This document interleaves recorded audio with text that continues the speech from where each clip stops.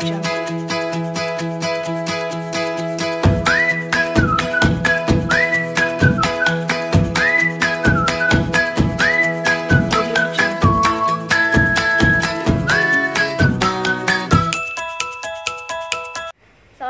warahmatullahi wabarakatuh. Perkenalkan, nama saya Nurmalita Fajar Arifah, NIM 18040704052.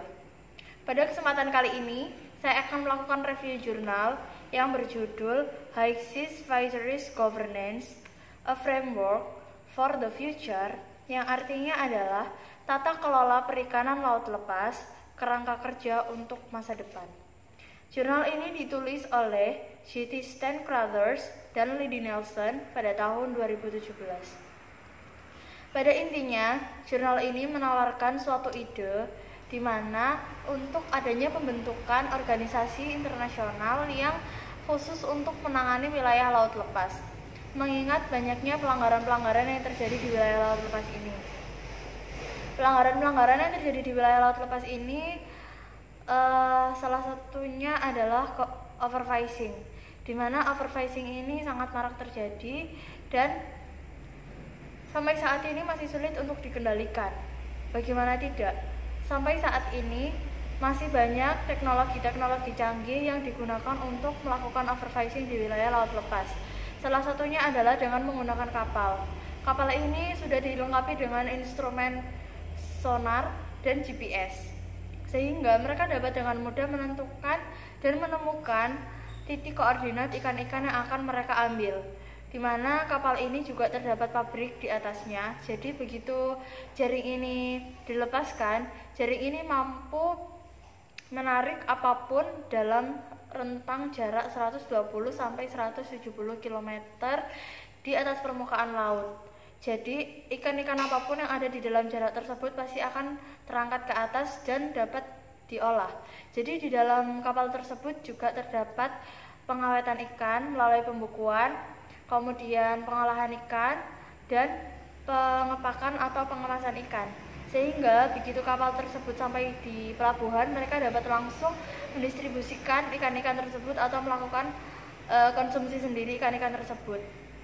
Selain kapal tersebut juga masih digunakan pukat, di mana pukat ini tidak hanya berefek buruk kepada ikan, tetapi juga kepada biota-biota laut lainnya.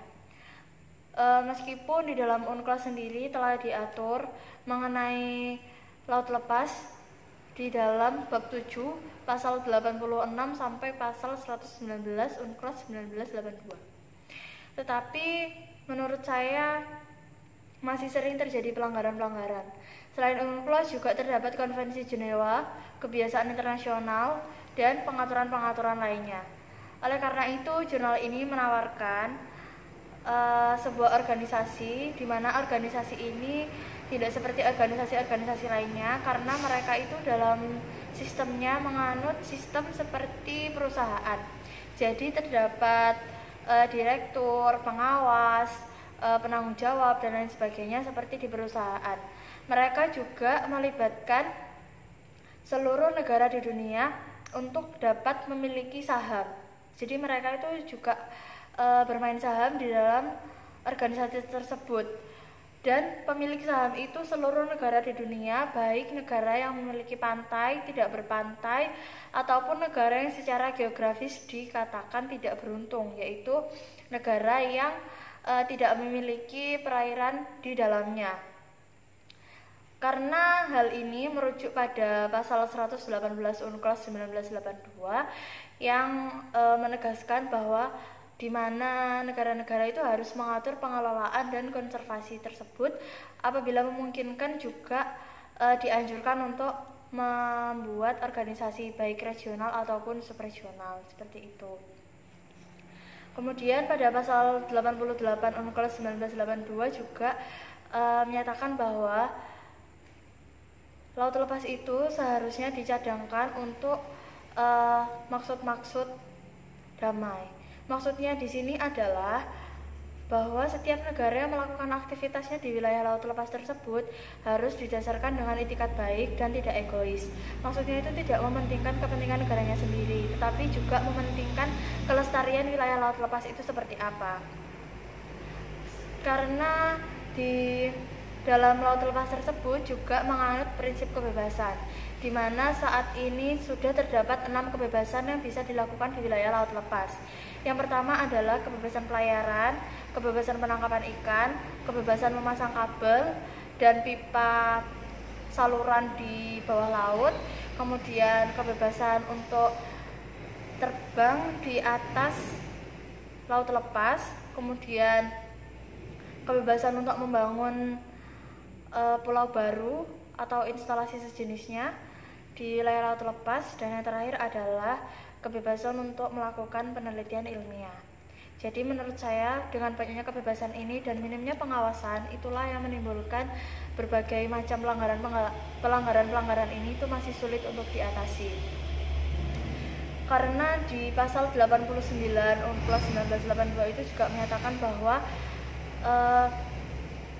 tidak ada satupun yurisdiksi negara yang dapat berlaku di wilayah laut lepas, dan tidak ada satu negara pun yang boleh melakukan tindakan-tindakan yang membuat yurisdiksinya itu diterapkan di wilayah laut lepas seperti itu. Jadi sangat mudah bagi orang-orang untuk melakukan pelanggaran di wilayah laut lepas ini.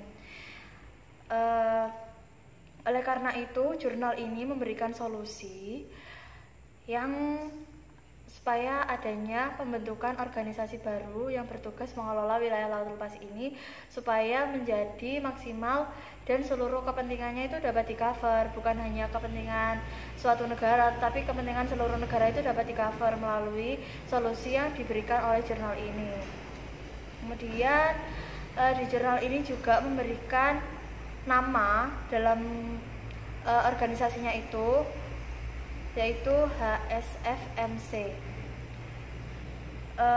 Di HSFMC ini mereka itu juga melakukan standar lingkungan secara eksternal, yaitu mereka itu akan mengatasi risiko yang dialami oleh pemegang saham yang dapat, dan mereka itu berupaya memaksimalkan pengembalian ekosistem yang rusak saat ini seperti itu. Jadi mereka itu melakukan tindakannya dengan profesional dan dengan keahlian. Jadi mereka itu tidak main-main, dan mereka itu juga menggunakan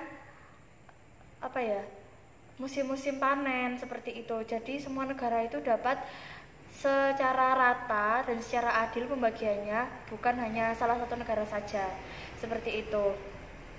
Saya setuju dengan adanya jurnal ini karena apabila jurnal ini itu benar-benar diimplementasikan, maka akan mengubah kebebasan lepas yang tinggi saat ini itu, yang awalnya menangkap ikan itu menjadi hak untuk berbagi dalam kekayaan bersih yang dihasilkan dari panen berkelanjutan perikanan laut lepas, itu akan lebih baik. Dan ini juga sudah tercermin pada niat UNCLOS 1982. Oleh karena itu akan menghilangkan kemampuan negara untuk mendapatkan manfaat sepihak dari penangkapan ikan yang mereka tidak dapat dimintai pertanggungjawabannya seperti itu.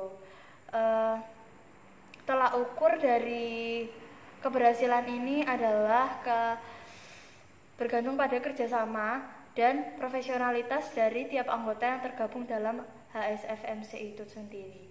Dan mereka melakukan kontribusinya itu, mereka itu bekerja sama untuk mengolah, mengawasi, menjaga, dan melestarikan wilayah laut lepas. Dengan adanya kerjasama yang baik di antara setiap negara itu akan meningkatkan hasil pengelolaan perikanan melalui akuntabilitas yang efektif untuk kinerja dalam hal manajemen perikanan yang ada di wilayah laut lepas itu sendiri. Sehingga mereka juga menetapkan fungsi pengawasan yang dapat memaksimalkan tindakan-tindakan mereka dan meminimalisir kejahatan-kejahatan yang terjadi di wilayah laut lepas. Terima kasih. Apabila ada kesalahan, saya mohon maaf. Wassalamualaikum warahmatullahi wabarakatuh.